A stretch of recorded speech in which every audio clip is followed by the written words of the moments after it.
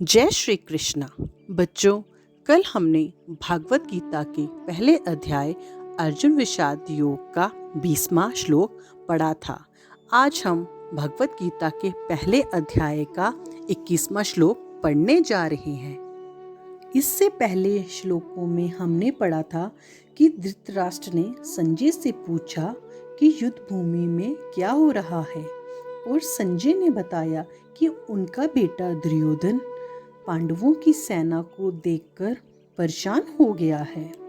वह अपनी परेशानी को शांत करने के लिए अपने गुरु द्रोणाचार्य के पास जा रहा है और उन्हें ये बोल रहा है, देखो, पांडवों की सेना के साथ आपका शिष्य धृष्टद्युम्न भी है, जिसको आपको मरने का वरदान भी प्राप्त है। जब आपको पता था कि धृष्टद्युम्न को आपको मारने का वरदान मिला है, फिर भी आपने उसे अपना शिष्य बना दिया। और अब देखो, पांडवों की सेना में कितने महारथी शामिल हैं, जो अकेले 10,000 सामान्य योद्धाओं के बराबर ताकत वाले हैं, जो वीरता में भीम और अर्जुन के बराबर हैं, जिसमें धृष्टकेतु, चेकितान, काशी के वीर राजा, सुभद्रा के पुत्र और द्रौपदी के पुत्र भी हैं।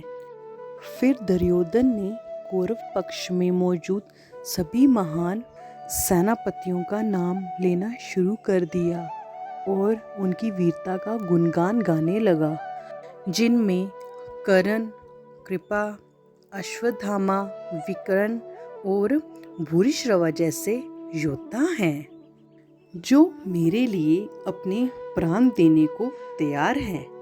हमारी सेना की ताकत असीमित है और पांडव सेना की ताकत सीमित है। इसीलिए मैं अब कौरव सेना के सभी सेनापतियों से आह्वान करता हूँ कि वह भीष्म पितामह को पूर्ण समर्थन दें, भले ही आप अपने संबंधित राजनीतिक बिंदुओं की रक्षा करें। तब कुरु वंश के सबसे बूढ़े व्यक्ति गौरवशाली पितामह भीष्म ने शेर की तरह दहाड़ लगाई और दुर्योधन को खुशी देते हुए बहुत जोर से शंख बजाया। उसके बाद शंख, नगाड़े, बिगुल, तुरही और सिंह अचानक बज पड़े और उनकी संयुक्त ध्वनि जबरदस्त थी। तब पांडव सेना के बीच से सफेद घोड़े द्वारा खींचे जाने वाले शानदार रथ पर बैठे माधव और अर्जुन ने अपने दिव्य शंख बजाए। ऋषिकेश ने अपना शंख बजाया, जिसे पंचजन्य कहा जाता था, और अर्जुन ने देवदत्त शंख बजाया। भीम अत्यधिक खाने वाला और कठिन कार्य करने वाला अपना शक्तिशाली शंख बजाता था, जिसे पोंड्रा कहा जाता था। युधिष्ठिर, नकुल और सहदेव ने भी अपने अपने शंख बजाए। उत्कृष्ट धनुधर और काशी के राजा, महान योद्धा शिखंडी, धृष्टद्युम्न, विराट और अजय सत्यकी ने भी अपने अपने शंख बजाए। फिर उसके बाद द्रुपद, द्रौपदी के पांचों पुत्र और सुभद्रा के पुत्र महाबाहु अभिमन्यु सभी ने अपने अपने शंख बजाए। हे धृतराष्ट्र, वह भीषण ध्वनि आकाश और पृथ्वी पर गरज उठी और आपके पुत्रों के हृदय विदीर्ण हो गए। उस समय पांडु पुत्र अर्जुन, जिनके रथ के ध्वज पर हनुमान का प्रतीक था, ने अपना धनुष उठाया। हे राजन, आपके पुत्रों को अपने विरुद्ध खड़ा देखकर अर्जुन ने श्री कृष्ण से ये बातें कही।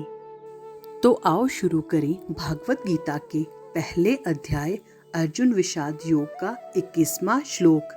अर्जुन उवाच, सेनायोर उभयोर मध्ये रथम स्थाप्य में अच्युत। श्लोक में अर्जुन उवाच का अर्थ है, अर्जुन ने कहा, सैन्यों का अर्थ है सेनाएं, अव्यूह का अर्थ है दोनों, मध्य का अर्थ है बीच में, रथम का अर्थ है रथ, स्थापे का अर्थ है स्थान, मेरा का अर्थ है अपना, अच्युत का अर्थ है श्री कृष्ण।